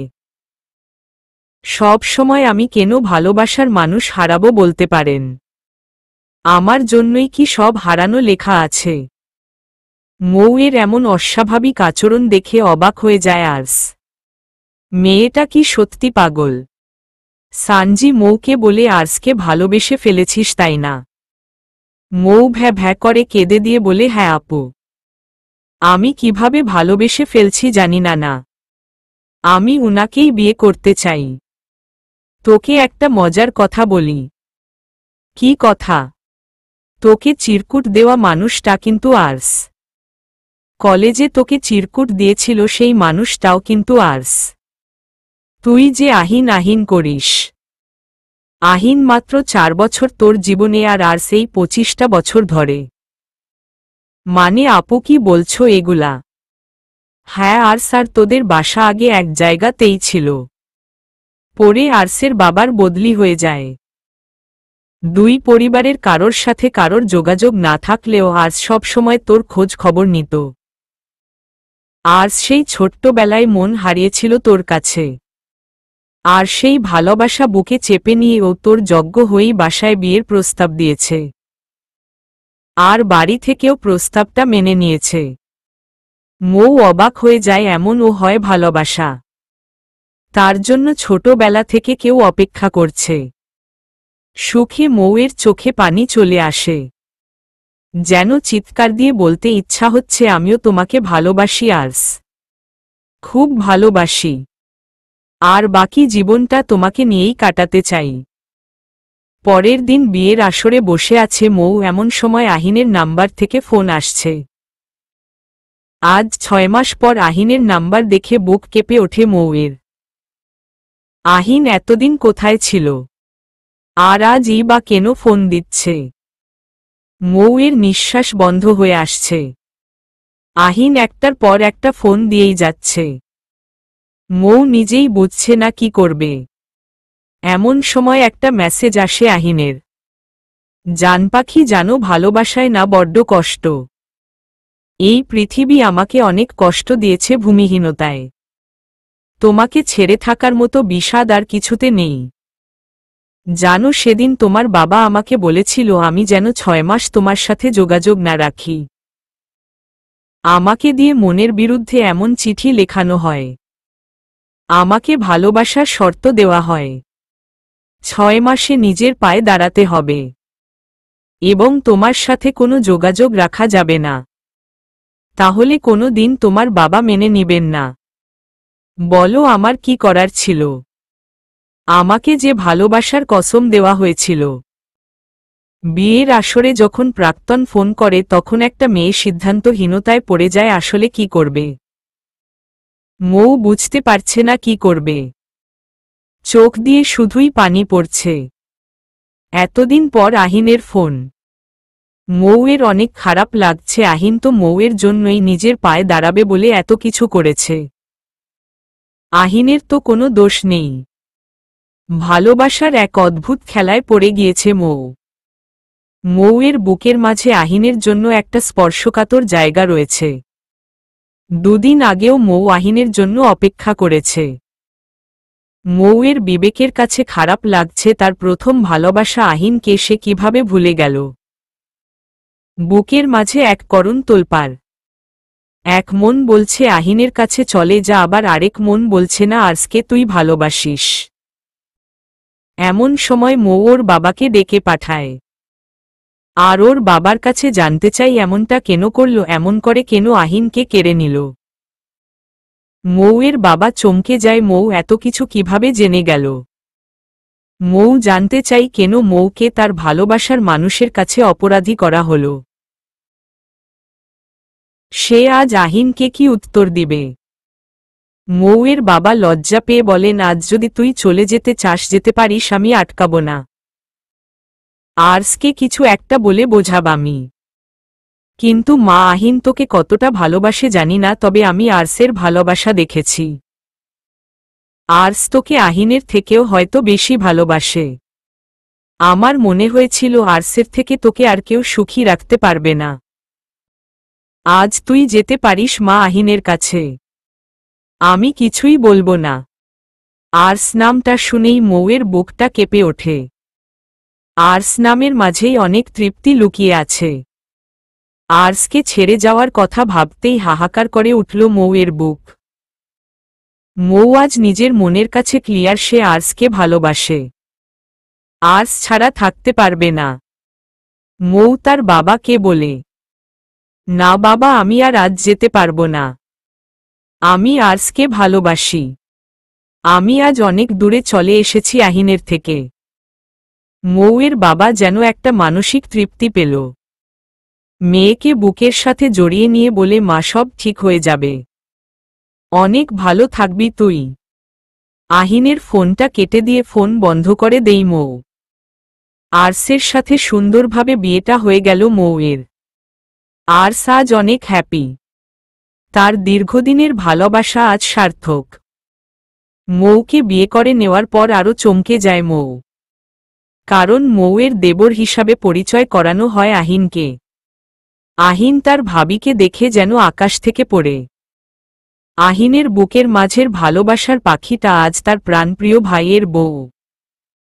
মৌ আহিনকে সেন্সলেস হয়ে পড়ে যায়। সাথে সাথে আর্স ধরে ফেলে। আর্স বলে, সারাদিনের ক্লান্তিতে ওর খারাপ লাগছে, ওকে রুমে শুইয়ে দেই। আর্স মৌকে রুমে নিয়ে গেল। কিছুক্ষণ পরে মৌয়ের জ্ঞান ফিরে আসে আর তার পাশে আর্সকে দেখতে পাই। মৌ শুধু ভাবছে সে আহিনকে কিভাবে সামলাবে। ভাগ্য তাকে কোথায় এনে দাঁড় করিয়েছে। আর্স মৌয়ের কপালে চুমু দিয়ে বলে, ঘুমিয়ে যাও। মৌ আর্সের বুকে মাথা দিয়ে বলে, আমায় কখনো ভুল বুঝবে না তো? আর্স বলে, না, কখনোই না। তোমার একটা রিলেশন ছিল আহিন নাম, সেটাও জানি। তবে মজার ব্যাপার কি জানো, আমার ভাইয়ের নাম ও আহিন। ও 6 মাস আগে প্রজেক্টের কাজে বিদেশ গিয়েছিল। ওর নাকি নিজের ইনকামের টাকা লাগবে, তাই কারো কথা না শুনে নিজে ইনকাম করতে বেরোল। সারারাত সিগারেট টেনে নিজেকে যন্ত্রণা দিয়েছে আহিন। মৌ কিভাবে অন্য কাউকে বিয়ে করতে পারল? নিজেকে শেষ করে দিতে ইচ্ছা হচ্ছে তার। যার জন্য এত কিছু করল সে আজ অন্যর হয়ে গেল। আহিন কেন পৃথিবীর কারো পক্ষে এটা মেনে নেওয়া সম্ভব নয়। পরের দিন সানজি এলো মৌদের বাসায়। সানজি আহিনকে দেখেই জড়িয়ে ধরে বলে, কতদিন দেখি না তোমাকে। আহিন বলে, আরে ছাড়ো, সবাই কি ভাববে। প্রিয়তমার কি খবর তোমার? মৌয়ের দিকে তাকিয়ে আহিন বলে, আমাকে ঠকিয়ে ভীষণ কষ্ট দিয়ে চলে গিয়েছে। মানে কিছুই না, তুমি বুঝবে না। তবে আমাকে কৈফত দিতেই হবে, বাপ মেয়ে মিলে আমার সাথে কেন নাটক করল। আমি বাঁচতে চাই না সানজি। তাকে ছাড়া পারবো না আমি ভালো থাকতে। তোমাকে বাঁচতে হবে। কার জন্য বাঁচব? যদি বলি আমার জন্য। মানে? আমি তোমায় ভালোবাসি আহিন, ভীষণ ভালোবাসি। তুমি অন্য কাউকে ভালোবাসো বলে কখনো বলিনি। তোমাকে ভালোবাসার একটা সুযোগ দাও। আমি পারবো না সানজি, অন্য কাউকে মেনে নিতে। আমায় ভুল বুঝো না। সানজি চলে গেলে মৌ আহিনের কাছে যায়। আহিন ডাকটা শুনেই আহিন মৌয়ের দিকে তাকায়। দুজনের চোখ ছলছল করছে। মৌ, তুমি কি সেই? তুমি কিভাবে পারলে আমাকে ঠকাতে? প্লিজ চলো, পালিয়ে যায়। আমায় ক্ষমা করো আহিন, তুমি আমার মনের গভীরে আছো, কিন্তু আমার হৃদয়ের বন্ধন আজ আমার স্বামী। তুমি চাইলেও সেটা আর হতে পারবে না। আমার বাবার দেওয়া এমন বাজে শর্ত কেন মেনে নিলে? তুমি একটা বার আমাকে জানাতে, কিছু একটু জানাতে। আমি খুব কেঁদেছি তোমার জন্য, কিন্তু তোমাকে পাইনি। সেদিন পাশে পেয়েছিলাম আর্সকে। আমাকে প্লিজ প্রেশার দিও না আহিন। ভুলে যাও আমাকে, প্লিজ ভুলে যাও। আমি তোমাকে আর কোনো দিন ভালোবাসি বলতে পারবো না। তুমি সানজি আপুকে ভালোবাসার ট্রাই করো। সানজি আপু খুব ভালো, তোমাকে অনেক ভালোবাসে। তোমার ভাইয়ার জন্য অন্তত ভুলে যাও অতীত। তুমি যাবে না মৌ। আমি গেলে সবাই বলবে আমি স্বামীর ঘর ছেড়ে পালিয়ে গিয়েছি, আমি চরিত্রহীনা। সবাই আমাকে খারাপ চোখে দেখবে আহিন। শুধুমাত্র এটাই কারণ না মৌ, তোমার চোখ অন্য কিছু বলছে। তুমি ভাইয়াকে ভালোবাসো। হ্যাঁ আহিন, আমি উনাকে ভালোবাসি। ভীষণ ভালোবাসি। সেই ভালোবাসা আমি তোমাকে বাসতে পারিনি। একদিন তুমি ছাড়া কষ্ট হতো, কিন্তু আজ ওকে ঘিরেই আমার বেঁচে থাকা। আহিনের যেন বুক ফেটে চৌচির হয়ে যাচ্ছিল। আহিন এটা ক্লিয়ার বুঝতে পারছিল মৌ আর আজ তার নেই। আহিনের যন্ত্রণাটা ছিল পৃথিবীর সবথেকে কষ্টের যন্ত্রণা। প্রিয় মানুষ হারানোর কষ্ট বড়ই যন্ত্রণার। কিন্তু সৃষ্টিকর্তা যার সাথে যাকে বেঁধেছেন। আহিন মৌকে বলে, তুমি বায়না করেছিলে ভালোবাসতেই হবে। আমি ভালোবাসলাম। সবকিছু উজাড় করে দেওয়ার পর আমি যখন বায়না করলাম থেকে যাও, ঠিক তখনই তুমি আকাশের মতো রং বদলালে। থেকে যেতে আর পারলে না, কোনো কিছু না ভেবেই। অমনি তুমি চলে গেলে চোখের সীমানা ছাড়িয়ে। একবার পিছু ফিরেও দেখলে না। আমার হাসি, আমার কান্না, সবকিছুই যে তোমায় ঘিরে ছিল। সেই তুমি চলে গেলে আমি কেমন করে থাকব? একবারও সে কথা ভাবলে না যে তুমি বলেছিলে জীবনে কখনো যদি ঝড় আসে, আমাকে কখনো একা ফেলে যেও না। সেই তুমি কেমন করে পারলে আজ আমায় ছেড়ে যেতে? একটুও কি মন কাঁদেনি তোমার? যে তুমি আমায় হাসতে বায়না করতে, জড়িয়ে ধরতে বায়না করতে, সেই তুমি আজ কেমন করে তোমার হাত ধরে রাখার অধিকারটাও কেড়ে নিলে? আমার চোখের জলও আজ তোমার চোখে পড়ল না। তাহলে কি সম্পর্ক পুরনো হলে? সহস্র আবেগ অনুভূতিতে মিশে থাকা ভালোবাসা এভাবেই দীর্ঘশ্বাস হয়ে যায়? নাকি তোমার মতো মুখোশধারী ভালোবাসার মানুষ বায়না করে ভালোবাসা পাবার পর আয়না হয়ে যায়? শাহরিয়ার শরীফ, শাহরিয়ার ভাইয়ের থেকে নেওয়া এটুকু। মৌ কোনো উত্তরই করতে পারে না। আহিন নিজের ভাইকে খুব ভালোবাসে। ও কখনো নিজের ভাইকে কষ্ট দিতে পারবে না। মান অভিমান নিয়ে কেটে গেল আরও 6টা মাস। পরিবারের জোড়াজড়ি আর মৌয়ের কথা রাখতে তাই মনের বিরুদ্ধে গিয়ে সানজিকে বিয়ে করে। আর্স না সানজি কেউ কোনোদিন জানতে পারেনি মৌ বা আহিনের রিলেশনের কথা। আহিন কষ্ট বুকে চেপে রেখে সানজিকে বিয়ে করে। কিন্তু এই বিয়ে একদিন ধীরে ধীরে ভালোবাসাতে পরিণত হয়। ভালোবাসা সত্যি রং বদলায়। কেটে গেছে 3টা বছর। আজ আহিন সানজিকে খুব ভালোবাসে। মৌয়ের নামটা ধীরে ধীরে মুছে গিয়েছে। সানজিকে অনেক ভালো আছে। মৌ আর আর্সও আজ অনেক বেশি ভালো আছে। আর্স মৌকে সব ধরনের খুশি দিয়েছে। মৌয়ের জীবনে আর্সই ছিল সত্যিকারের ভালোবাসার মানুষ। মৌই ছিল আর্সের বর্ষা বিকেলের ঢেউ। আহিনের কি কখনো আর মৌয়ের জন্য কষ্ট হয় সেটা আহিন কাউকে বুঝতে দেয়নি। তবে সে আজ সানজির ভালোবাসায় পরিপূর্ণ। সমাপ্ত।